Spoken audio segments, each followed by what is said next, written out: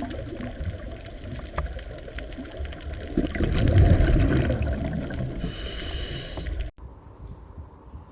આપણે મેન્ડેલિયન અનિયમિતતાઓમાંથી છેલ્લે હિમોફિલિયા જોઈ ગયા. આજે હવે વાત કરીએ sickle cell anaemia. Sickle cell anaemia કોને કહેવાય? તો કે સિકલ સેલ એનેમિયામાં રક્તકણો દાતરડા આકારના થઈ જાય.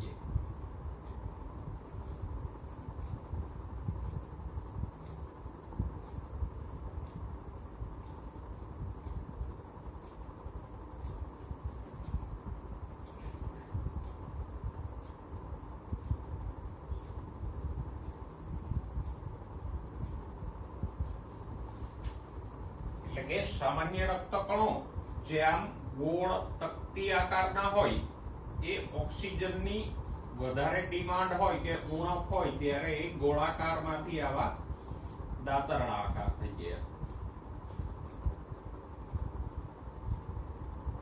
તો આ સામાન્ય રક્તકણો છે.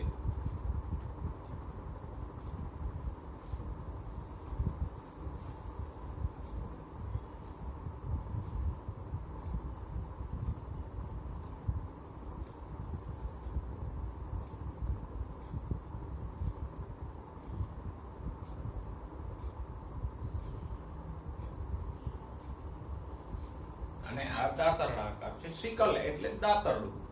આવા દાતરડા આકારના થઈ જાય તો એને કહીશું સિકલ સેલ એનેમિયા. હવે આ ખામી શેને કારણે સર્જાય? તો કે અહીંયા હિમોગ્લોબિન ખામીયુક્ત હોય.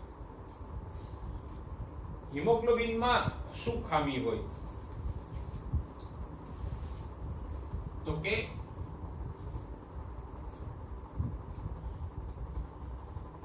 હિમોગ્લોબિન એક આયન યુક્ત પ્રોટીન છે, એ આપણે જાણીએ છીએ. અને હિમોગ્લોબિનમાં 2 આલ્ફા શૃંખલા હોય અને 2 બીટા શૃંખલા હોય.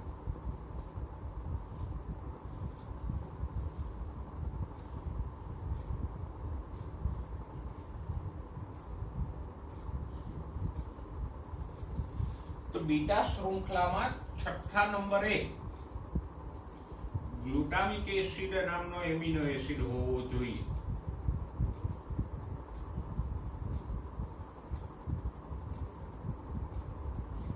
પણ એને બદલે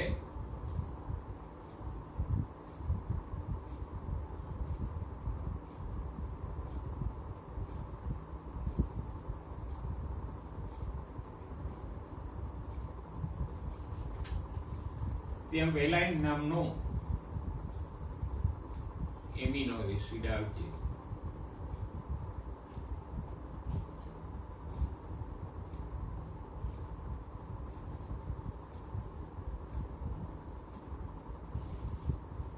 તો ફક્ત આટલો જ ફેરફાર છે. શું ફેરફાર થાય? તો કે હિમોગ્લોબિનની બીટા શૃંખલામાં કયા નંબરે? 6થા નંબરે કોણ આવી જાય? તો કે ગ્લુટામિક એસિડ હોવો જોઈએ, એને બદલે વેલાઇન આવી જાય. જો 6થા નંબરે વેલાઇન આવી જાય તો આ સિકલ સેલ એનેમિયા થાય.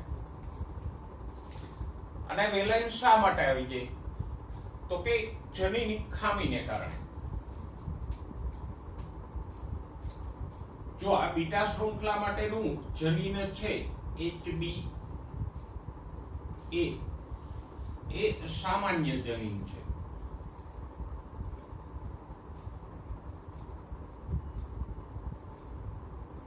અને પ્રભાવી છે. જ્યારે એનું વિકૃત જનીન કયું છે? HBS હિમોગ્લોબિન માટેનું જનીન છે, એટલે આપણે સંજ્ઞા HB લીધી. સામાન્ય હોય તો HBA અને વિકૃત કેવું? તો કે HBS. અને આ વિકૃત જનીન છે પ્રચ્છન્ન છે. અને આ જનીનો દૈહિક રંગસૂત્રો ઉપર આવેલા છે, એટલે આ દૈહિક પ્રચ્છન્ન ખામી છે. સિકલ સેલ એનેમિયા લિંગ સંકલિત ખામી નથી, રંગ અંધતા કે હિમોફિલિયાની જેમ, પણ દૈહિક પ્રચ્છન્ન ખામી છે. જોઈએ HBA જનીનમાં છઠ્ઠા નંબર ઉપર સંકેત કયો હોય તો કે GAG હોય. ડીએનએ ની એક શૃંખલા ઉપર GAG હોય તો અહીંયા G છે તો સામે કોણ આવે? G ની સામે C, A ની સામે T અને G ની સામે C. ડીએનએ માં તો આપણે ભણી ગયા કે AT અને GC ની જોડી બને તો ડીએનએ પર આવો સંકેત હોય.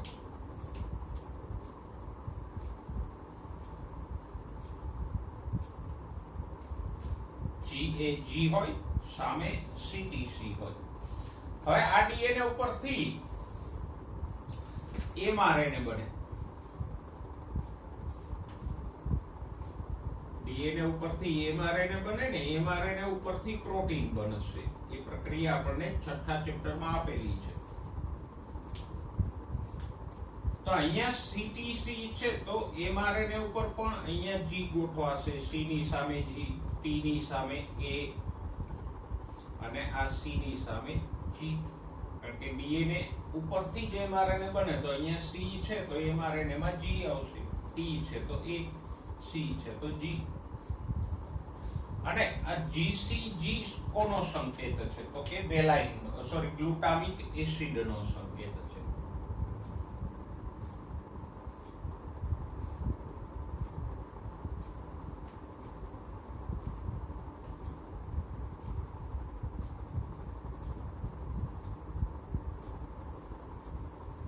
બરાબર.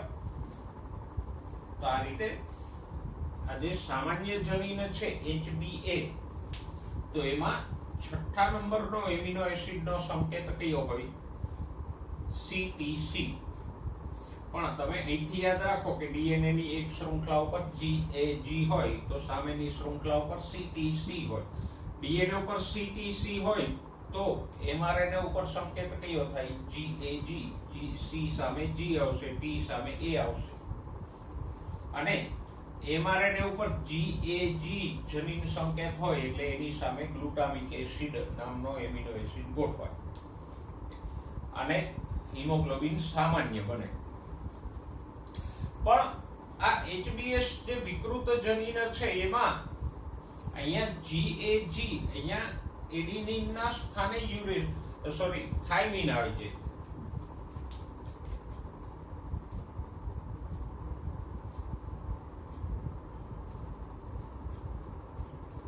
જો અહીંયા એડિનિન હતો G ગ્વાનિન એડિનિન ગ્વાનિન એમ હતું GAG, G for guanine, A for adenine.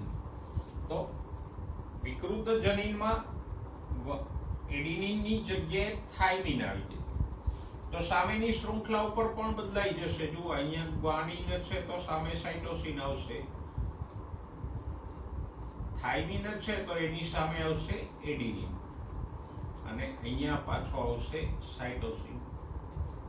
તો જો ડીએનએ ની બીજી શૃંખલા ઉપર જે CTC હોય એને બદલે શું થઈ ગયું? CAC.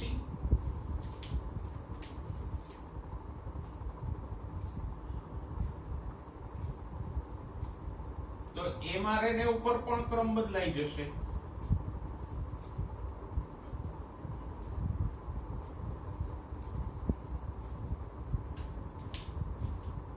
C છે તો mRNA ઉપર G આવશે. પણ અહીંયા એડિનિન આવ્યો તો હવે mRNA ઉપર થાઇમિન નહીં હોય પણ ત્યાં આવી જશે યુરેસિલ. RNA માં થાઇમિન ન હોય, થાઇમિન ને બદલે યુરેસિલ આવે અને અહીંયા પાછો આવશે G. તો જો ડીએનએ ઉપર એડિનિન ના સ્થાને થાઇમિન આવ્યો તો સામેની શૃંખલામાં પણ થાઇમિન ના સ્થાને એડિનિન આવી ગયું અને RNA ઉપર એડિનિન હતો એને બદલે કોણ આવી ગયું? અહીંયા યુરેસિલ. તો સંકેત બદલાઈ ગયો. જે સંકેત GAG હોવો જોઈએ એ શું થઈ ગયો? GUG. GUG થઈ ગયો તો હવે એની સામે ગ્લુટામિક એસિડ નહીં ગોઠવાય પણ એની સામે વેલાઇન નામનો એમિનો એસિડ ગોઠવાઈ જશે.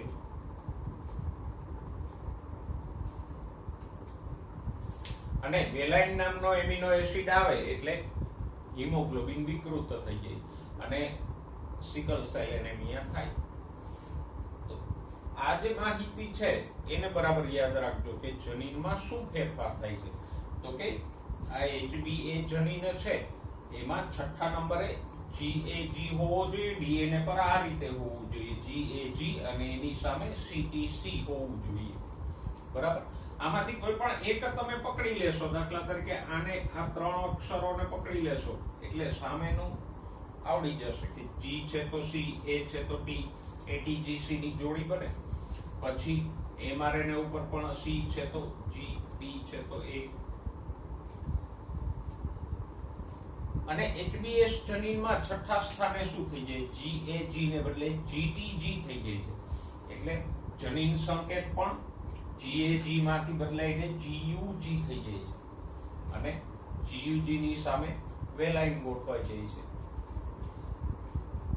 તો આમ વિકૃત જનીન અને સામાન્ય જનીન વચ્ચે ફક્ત એક જ નાઇટ્રોજન બેઝનો ફરક હશે. કયો? તો કે અહીંયા એડિનિન ની જગ્યાએ થાઇમિન આવી ગયું એટલે એમિનો એસિડ બદલાઈ ગયો. એમિનો એસિડ બદલાઈ ગયો તો હિમોગ્લોબિનના ગુણધર્મો બદલાઈ ગયા, હિમોગ્લોબિન વિકૃત થઈ ગયું અને આવી વ્યક્તિને સિકલ સેલ એનેમિયા થાય. તો આ સિકલ સેલ એનેમિયા માટેનું કારણ છે. અને આમ એકના સ્થાને બીજો ન્યુક્લિયોટાઇડ આવી જાય એને કહેવાય પોઈન્ટ મ્યુટેશન. તો સિકલ સેલ એનેમિયા છે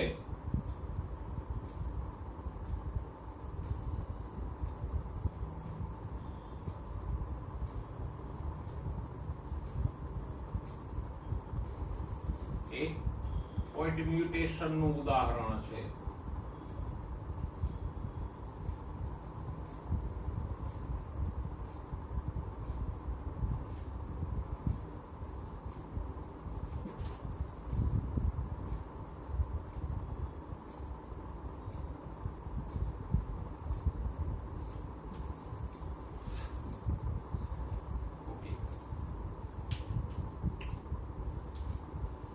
તો આમાંથી આ માહિતીને ખાસ યાદ રાખજો કે DNA RNA માં કયા કયા ફેરફાર થાય છે, કોને બદલે કયો એમિનો એસિડ ગોઠવાય છે.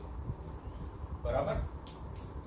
હવે અહીંયા જો આ દૈહિક ખામી છે એટલે સ્ત્રી પુરુષ બેયમાં આનું પ્રમાણ અને પરિણામ સરખું જ રહેશે. શું રહેશે? તો કે જે વ્યક્તિમાં બે કારકો આમ હોય HBA એ તંદુરસ્ત હશે.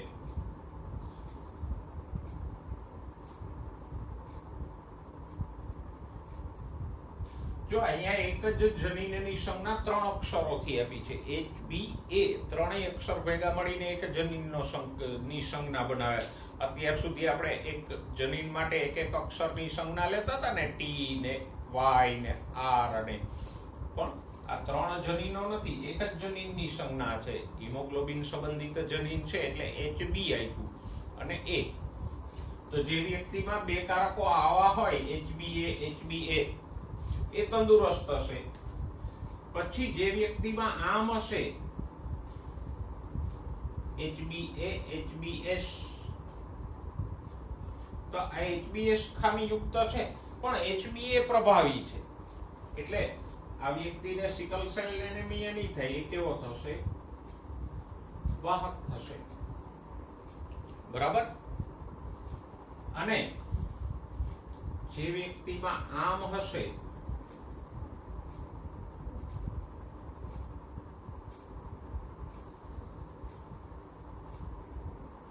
એ સિકલ સેલ એનેમિયાનો શિકાર બનશે.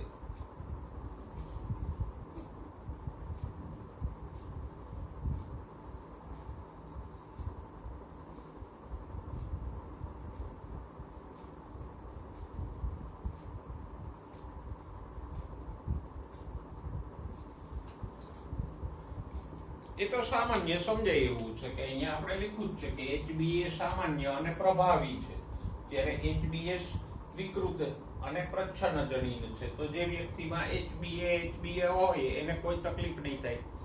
જેમાં HBS હશે એટલે કે વિષમ યુગ્મી હશે એ વ્યક્તિને સિકલ સેલ એનેમિયા નહીં થાય પણ એ વાહક થશે. એની આગલી પેઢીમાં સિકલ સેલ એનેમિયા થવાના ચાન્સીસ ખરા. અને જે વ્યક્તિમાં HbS હશે એને સિકલ સેલ એનેમિયા થશે. અહીંયા પણ થોડીક એક્સરસાઇઝો જોઈ લઈએ.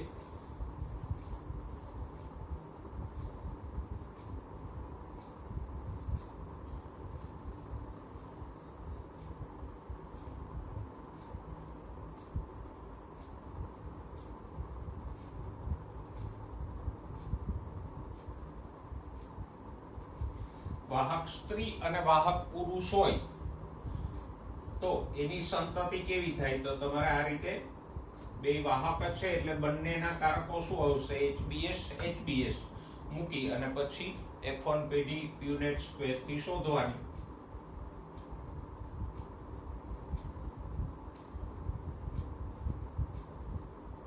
પછી આમ રાખીએ.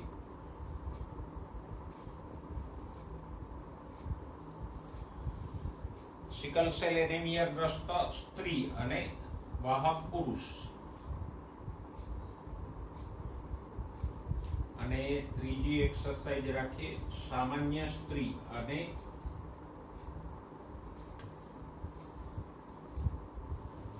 સિકલ સેલ એનેમિયા વાળો પુરુષ. તો આની સંતતિ કેવી થાય ત્રણેય એક્સરસાઇઝમાં એ તમે શોધો. હવે નેક્સ્ટ ખામી જોઈએ, ફિનાઇલકીટોનુરિયા. ફિનાઇલકીટોનુરિયાનો ઉલ્લેખ આપણે આગળ પણ ક્યાંક કરીએ. પ્લિયોટ્રોપીના ટોપિકમાં ફિનાઇલકીટોનુરિયાનો ઉલ્લેખ આપણે કરી ગયા. તો આ પણ દૈહિક પ્રચ્છન્ન ખામી છે.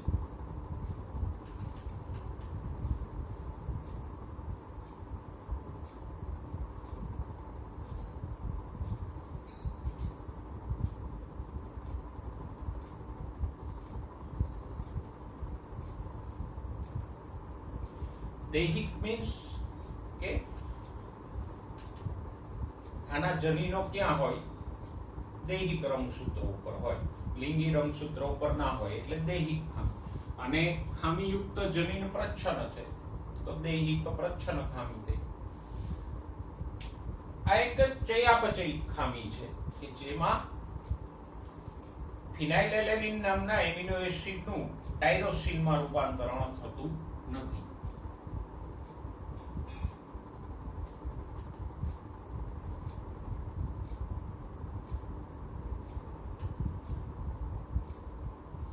ફિનાઇલકીટોનુરિયા ચયાપચયી ખામી છે એટલે કે ચયાપચય સંબંધિત ખામી છે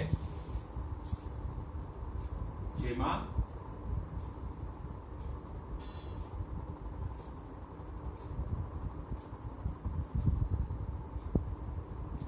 ફિનાઇલએલેનિનનું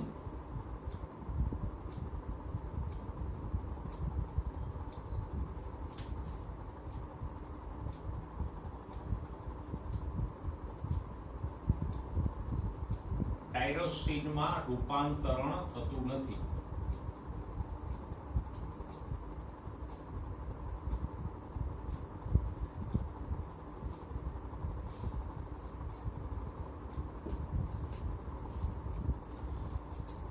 ઓકે, શા માટે નથી થતું?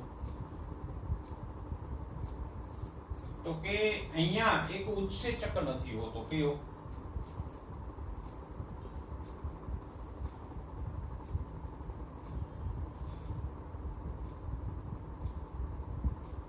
ફિનાઇલએલેનિન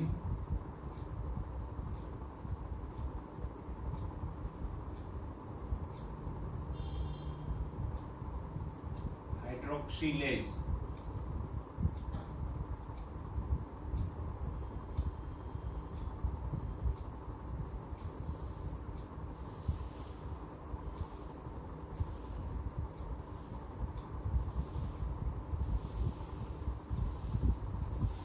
તો અહીંયા ફિનાઇલએલેનિન હાઇડ્રોક્સિલેઝ ઉત્સેચકના અભાવે ફિનાઇલએલેનિનનું ટાયરોસિનમાં રૂપાંતરણ નથી થતું અને એને પરિણામે શરીરમાં ફિનાઇલએલેનિનનો ભરાવો થાય અને ફિનાઇલએલેનિન પછી પાયરુવિક એસિડ કે બીજા વ્યુત્પન્નોમાં ફેરવાઈ જાય અને મૂત્રપિંડ દ્વારા એ શોષણ પામે એટલે મૂત્રમાં પણ ફિનાઇલએલેનિનનું પ્રમાણ વધારે આવે. તો આમ આવી વ્યક્તિમાં આ ફિનાઇલેલેનિન નું ટાયરોસિનમાં રૂપાંતરણ નથી થતું અને ટાયરોસિન માંથી આગળ મેલેનિન બને. આગળ પ્લિયોટ્રોપી વાળા ટોપિકમાં આપણે આને સમજી ગયા કે ટાયરોસિન માંથી મેલેનિન બને. તો હવે અહીંયા ફિનાઇલેલેનિન માંથી ટાયરોસિન જ ન બને તો મેલેનિન પણ ઓછું બને અને મેલેનિન ઓછું બને એટલે વાળ અને ત્વચાના રંગકણોમાં ઘટાડો થાય. તો આમ ફિનાઇલેલેનિન હાઇડ્રોક્સિલેજ ઉત્સેચકને કારણે એક તો શરીરમાં ફિનાઇલેલેનિન અને એના વ્યુત્પન્નોનો ભરાવો થાય, નંબર 2 વાળ અને ત્વચાના રંગકણોમાં ઘટાડો થાય અને નંબર 3 માનસિક મંદતા આવે. હવે અહીંયા પણ આપણે જો જનીનને સંજ્ઞા આપીએ તો કેપિટલ પી સામાન્ય અને પ્રભાવી જનીન છે કે જે આ ફિનાઇલેલેનિન હાઇડ્રોક્સિલેજ ઉત્સેચક બનાવે છે. એટલે જે વ્યક્તિમાં કેપિટલ પી હશે એ તંદુરસ્ત હશે, જેમાં કેપિટલ પી સ્મોલ પી હશે એને ફિનાઇલકીટોનુરિયા નહીં હોય પણ એનો વાહક થશે ખરો, અને જેમાં 2 સ્મોલ પી હશે એને ફિનાઇલકીટોનુરિયા થશે કારણ કે એમાં આ ઉત્સેચક બનશે જ નહીં ફિનાઇલેલેનિન હાઇડ્રોક્સિલેજ.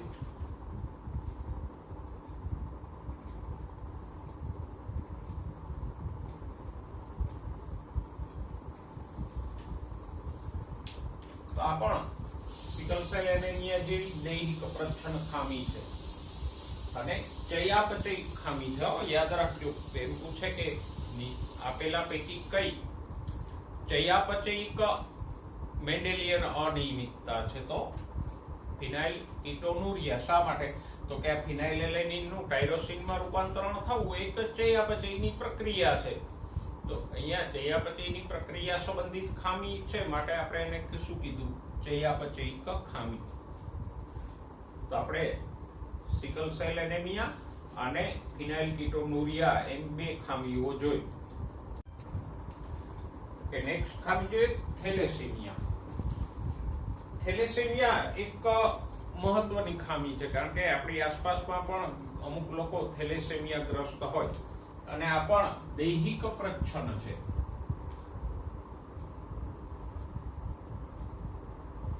જો તમારે કોઈ પ્રભાવી ખામી ભણવામાં આવી નથી,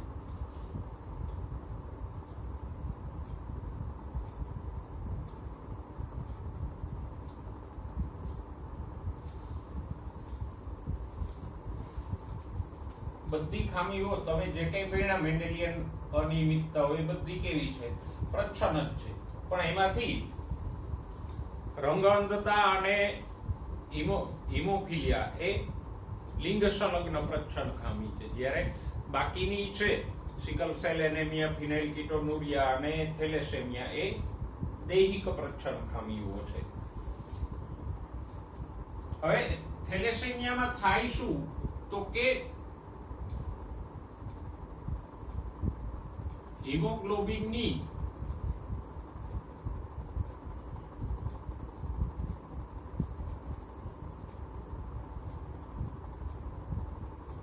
એક શૃંખલાનું નિર્માણ. એક શૃંખલા એટલે કઈ? તો કે કાં તો આલ્ફા અથવા બીટા.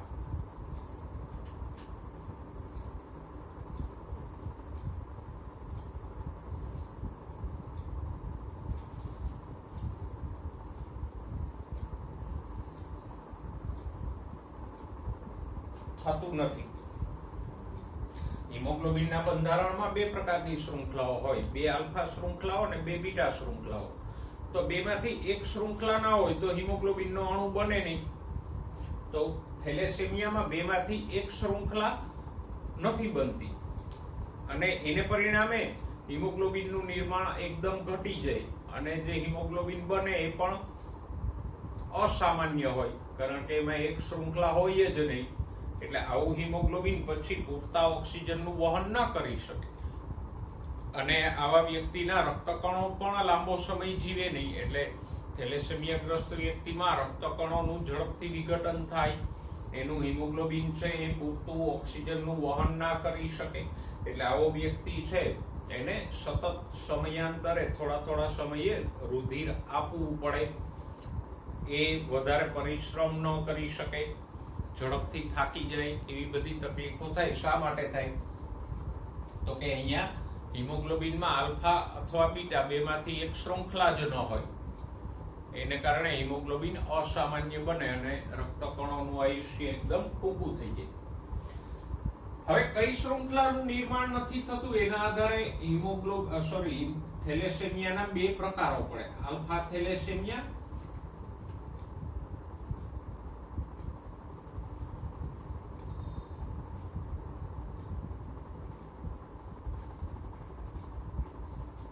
અને બીટા થેલેસેમિયા.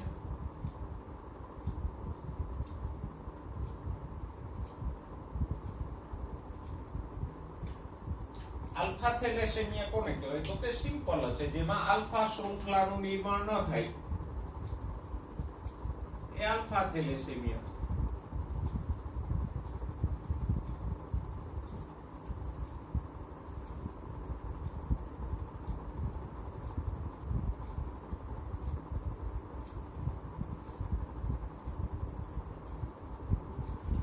અને જેમાં બીટા શૃંખલાનું નિર્માણ ન થાય એ બીટા થેલેસેમિયા. આમ થેલેસેમિયાના બે પેટા પ્રકારો પડે, આલ્ફા થેલેસેમિયા અને બીટા થેલેસેમિયા. બેમાં પરિણામ તો સરખું જ આવશે. હવે આલ્ફા થેલેસેમિયા શેના કારણે થાય? તો બરાબર યાદ રાખજો, બે કારકો કયા? HbA1 અને HbA2. આ પણ હિમોગ્લોબિન સંબંધિત કારકો જ છે, એટલે HbA1 અને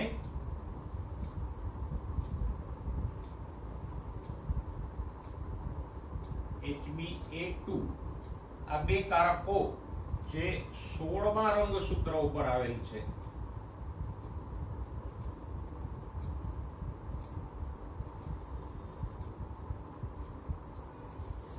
એની ખામીથી થાય. આ બે કારકો વિકૃત હોય અથવા તો બે પૈકી એક કારક વિકૃત હોય તો આલ્ફા થેલેસેમિયા થાય. એવી જ રીતે બીટા થેલેસેમિયા શેને કારણે થાય? તો કે એના માટે એક કારક જવાબદાર છે, કયો? HbB. અને એ ક્યાં આવેલો છે? તો કે 11મા રંગસૂત્ર પર.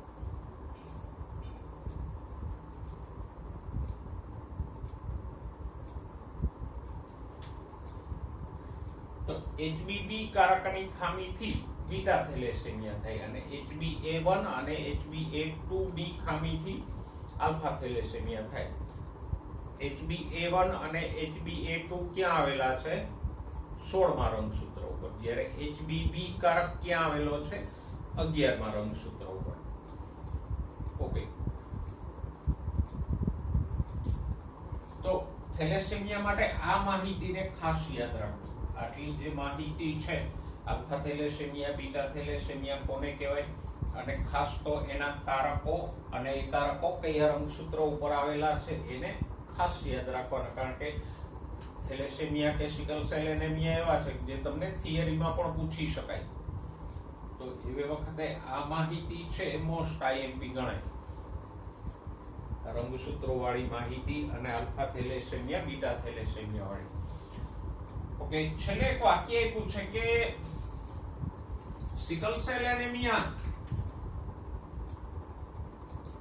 અને થેલેસેમિયા વચ્ચે શું તફાવત છે?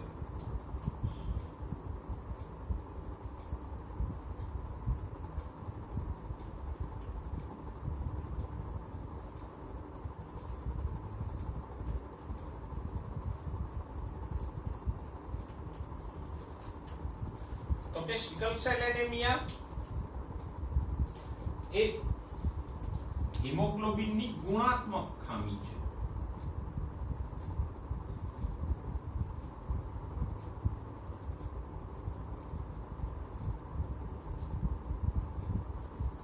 આને પણ યાદ રાખજો, સિકલ સેલ એનેમિયા કેવી છે? હિમોગ્લોબિનની ગુણાત્મક ખામી છે. જ્યારે થેલેસેમિયા હિમોગ્લોબિનની માત્રાત્મક ખામી છે અથવા જથ્થાત્મક ખામી છે.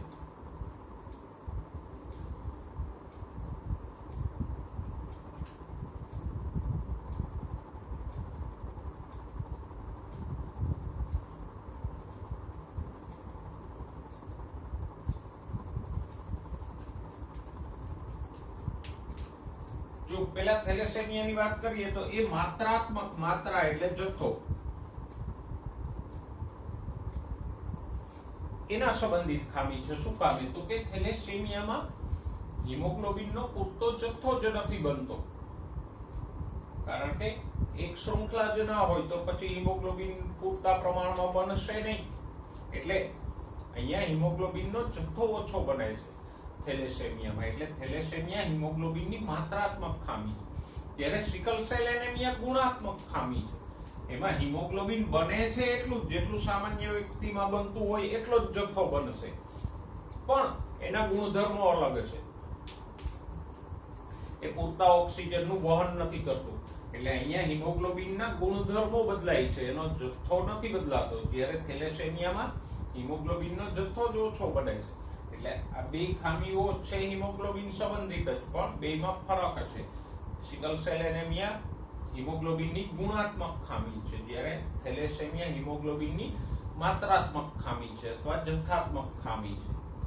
તો આટલી બાબતોને થેલેસેમિયામાંથી ખાસ યાદ રાખજો. હવે જોઈએ રંગસૂત્રીય અનિયમિતતાઓ. અત્યાર સુધી આપણે જે કંઈ અનિયમિતતાઓ જોઈ એમાં કે રંગસૂત્રોની સંખ્યા કે રચનામાં કોઈ ફેરફાર નહોતો થતો, ફક્ત કોઈને કોઈ જનીનમાં જ ફેરફાર થતો હતો. એટલે રંગસૂત્રમાં કોઈ ફરક પડતો નહોતો. પણ આ રંગસૂત્રીય અનિયમિતતાઓ એવી છે જેમાં રંગસૂત્રોની સંખ્યા વધે કે ઘટે એને કારણે વ્યક્તિમાં ખામી ઉત્પન્ન થાય. કારણ કે રંગસૂત્રો ઉપર જ જનીનો આવેલા હોય તો રંગસૂત્રોની સંખ્યામાં વધઘટ થશે તો લક્ષણોમાં પણ ફેરફાર થશે. આ રંગસૂત્રીય અનિયમિતતાઓમાં રંગસૂત્રોની સંખ્યામાં વધારો કે ઘટાડો થાય. હવે રંગસૂત્રીય અનિયમિતતાઓને આપણે અલગ અલગ ભાગોમાં વહેંચી શકીએ. એક છે એન્યુપ્લોઇડી.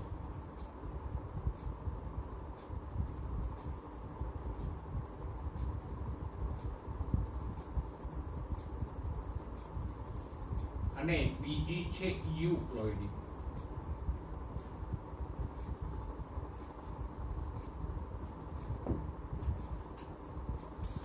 એન્યુપ્લોઇડી એટલે શું? તો કે એમાં રંગસૂત્રોનું વિશ્લેષણ ન થાય અર્ધીકરણ સમયે. એટલે ક્યાંક એવું બને કે રંગસૂત્રોની જોડી છૂટી પડતી હોય અર્ધીકરણ દરમિયાન, ત્યારે એક રંગસૂત્ર આમ જાય અને બીજું રંગસૂત્ર આમ જાય. એમ વિશ્લેષણ થવાને બદલે બે રંગસૂત્રો એક તરફ જતા રહીએ. એટલે આ બાજુ એ રંગસૂત્રની સંખ્યા વધી જશે, આ બાજુના કોષમાં સંખ્યા ઘટશે. તો આમ બે રંગસૂત્રો જોડીમાંથી એક એક કોષમાં જવા જોઈએ, એ વિશ્લેષણ ન થાય. એક જ કોષમાં બે રંગસૂત્રો જતા રહીએ એટલે એ કોષમાં રંગસૂત્રોની સંખ્યા વધી જાય, બીજા કોષમાં ઘટી જાય. તો એન્યુપ્લોઇડીમાં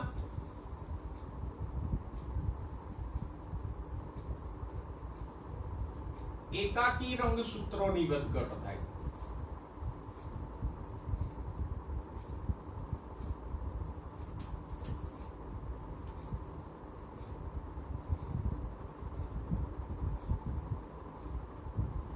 એટલે કે એકાદું રંગસૂત્ર વધી જાય કે ઘટી જાય. સામાન્ય કોષ કેવો હોય? 2n હોય. મનુષ્યનો 2n કોષ એટલે 23 + 23 46 રંગસૂત્રો હોય મનુષ્યના 2n કોષમાં. પણ ક્યારેક વધી પણ જાય. દાખલા તરીકે 2n પ્લસ એક રંગસૂત્ર વધી ગયું એટલે 46 ના 47 રંગસૂત્રો થઈ ગયા. તો એને શું કહેવાય?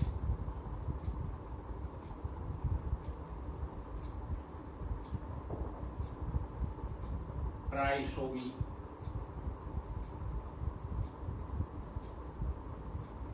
એન્યુપ્લોઇડીના પેટા પ્રકારો પણ છે. એક રંગસૂત્ર વધી જાય તો 3 રંગસૂત્રો થઈ જાય, જોડીને બદલે 3 થઈ જાય તો એ ટ્રાઇસોમી થાય. એને 2n+1 થી દર્શાવાય.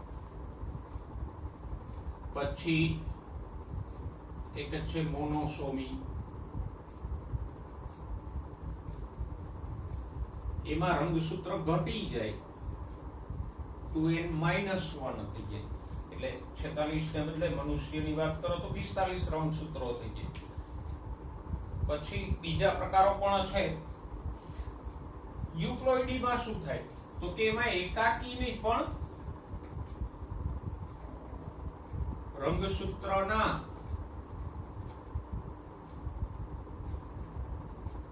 આખા જૂથની એટલે કે સેટની વધઘટ થાય.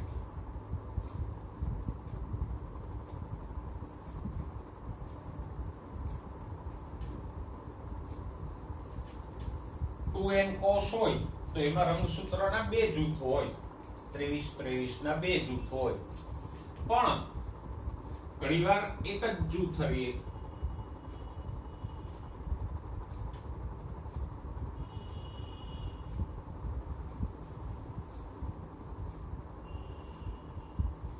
એટલે કે 2n ને બદલે એક જ જૂથ રહે તો n કોષ થઈ જાય. ઘણીવાર 2 ને બદલે 3 કોષો થઈ જાય.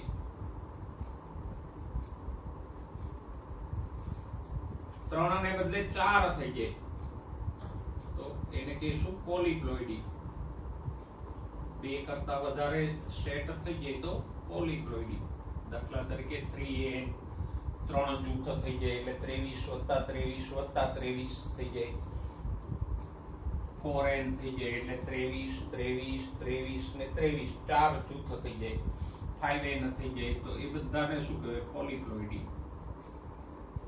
તો આમ રંગસૂત્રીય અનિયમિતતાઓના બે પ્રકારો પડે. અત્યારે આપણે ભણવાના છે આ એન્યુપ્લોઇડી સંબંધિત ખામીઓ જ ભણવાની છે, પોલીપ્લોઇડી સંબંધિત ખામીઓ ભણવાની નથી. અને આ રંગસૂત્રીય અનિયમિતતાઓના જે એન્યુપ્લોઇડી પોલીપ્લોઇડી ભણ્યા એને આપણે આગળ ઉપર છઠ્ઠા ચેપ્ટરમાં વિકૃતિઓમાં એક સાથે સમાવી લઈશું.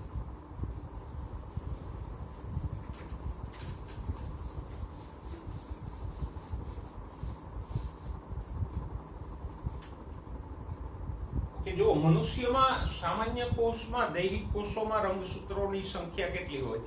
23 જોડી હોય અને 23 + 23 ના બે જૂથો હોય એટલે કોષો કેવા થશે? 2n થશે. 23 જોડી અથવા 23 ના બે જૂથ એટલે 46 રંગસૂત્રો થશે. અને આ 23 જોડી પૈકી તમે જાણો છો કે 1 થી 22 જોડ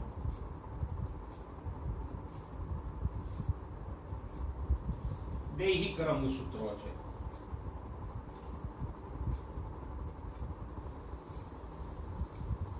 લિંગ નિશ્ચયનમાં આપણે વાત કરી ગયા. અને 23મી જોડ જે XX કે XY હોય એ લિંગી રંગસૂત્રો કહેવાય.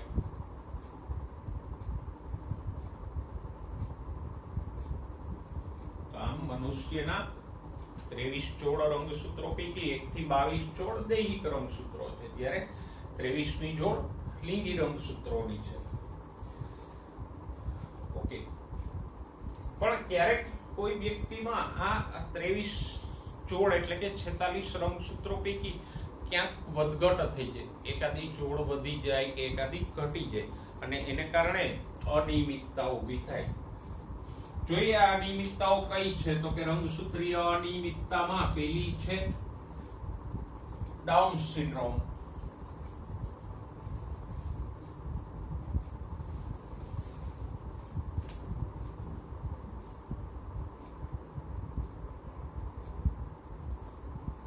સિન્ડ્રોમ એટલે લક્ષણોનો સમૂહ એવો અર્થ થાય. હવે આ ડાઉન સિન્ડ્રોમ છે એ લેંગડન ડાઉન નામના વૈજ્ઞાનિકે એનો અભ્યાસ કર્યો એટલે એના નામ ઉપરથી એને ડાઉન સિન્ડ્રોમ કહેવામાં આવે. કોણે એનો અભ્યાસ કર્યો તો? લેંગડન ડાઉન નામના જીવશાસ્ત્રીએ એનો અભ્યાસ કર્યો. અને એમાં થાય શું તો કે 21માં રંગસૂત્રની ટ્રાયસોમી થાય એટલે કે 21મી જોડમાં 2 ને બદલે 3 રંગસૂત્રો થઈ જાય.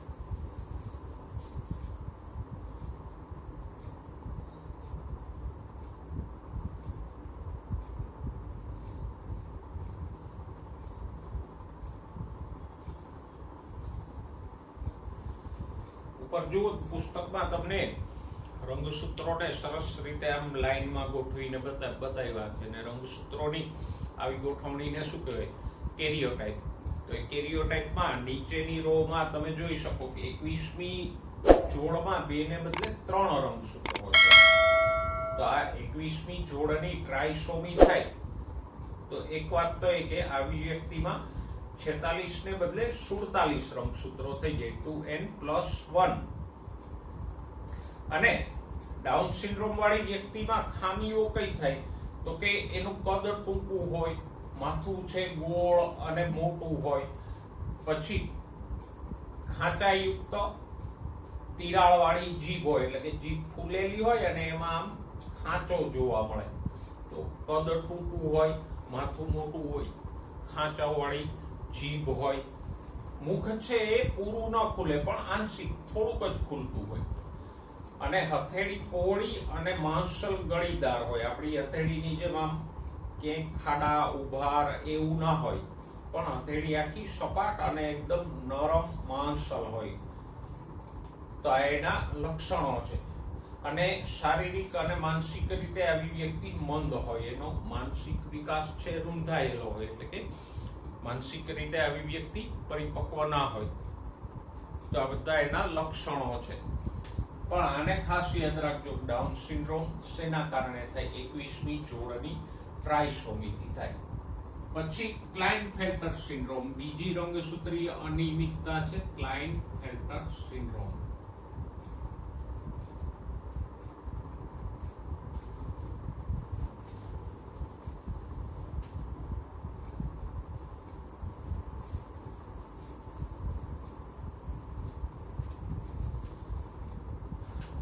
એ શેનાથી થાય તો કે એ 23મી જોડની એટલે કે લિંગી રંગસૂત્રોની ટ્રાયસોમીથી થાય.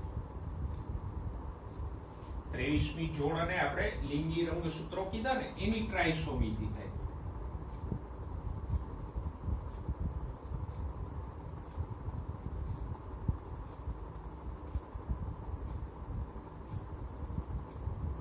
એટલે કે અહીંયા 23મી જોડમાં XX કે XY ને બદલે XXY હોય, એક વધારાનું X રંગસૂત્ર આવી જાય.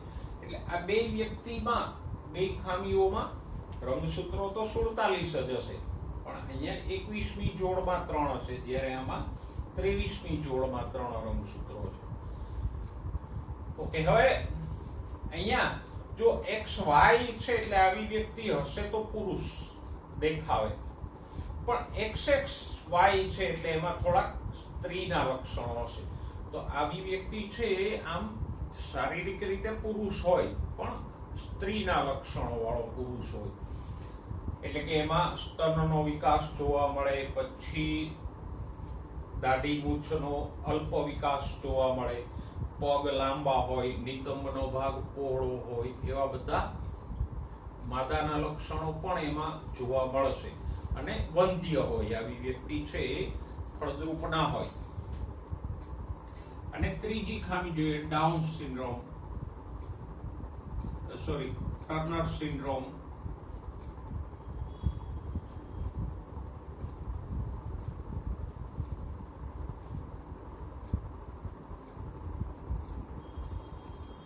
ઓકે, ટર્નર સિન્ડ્રોમ ક્લાઇનફેલ્ટર થી ઉલટું છે. ક્લાઇનફેલ્ટરમાં 23મી જોડમાં 3 રંગસૂત્રો હોય, જ્યારે અહીંયા 23મી જોડમાં એક જ રંગસૂત્ર હોય.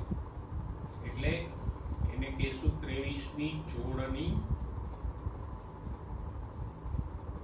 મોનોસોમી. મોનો એટલે 23મી જોડમાં 2 ને બદલે એક જ રંગસૂત્ર રહે તો મોનોસોમી. X0. તો અહીંયા એક X રંગસૂત્ર છે એટલે ટોટલ રંગસૂત્રો આ વ્યક્તિમાં 46 ને બદલે 45 થશે. અને એક જ X રંગસૂત્ર છે એટલે આવી વ્યક્તિ માદા હશે, સ્ત્રી હશે, પણ એમાં માદાપણાના લક્ષણો અલ્પ વિકસિત હશે, કારણ કે X રંગસૂત્ર એક જ છે. તો જો એમાં સ્તનનો વિકાસ અલ્પ વિકસિત હોય, ગર્ભાશય અલ્પ વિકસિત હોય, અને આવી સ્ત્રી વંધ્ય હોય, તો આપણે 3 રંગસૂત્રીય અનિયમિતતાઓ જોઈ. આ સાથે જ આપણું પ્રકરણ અહીંયા પૂરું થાય.